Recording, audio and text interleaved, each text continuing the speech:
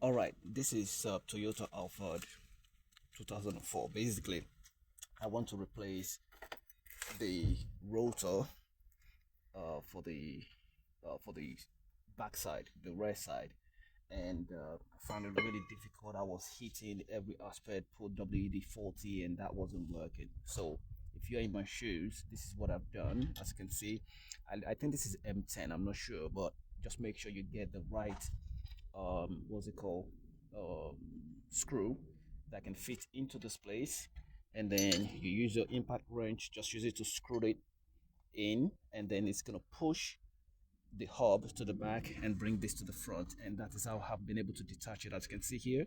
So don't try to hit it multiple times. You can put WD-40 just to loosen it a little bit, and then pull the screw in, and it's just gonna pop out easily.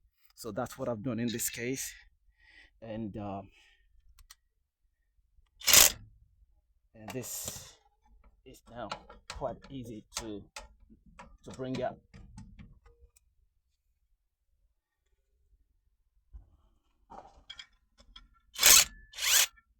Yeah, so you use the one with the hexagonal head like this. That's going to be a lot easier for you. I'm just using this as an example.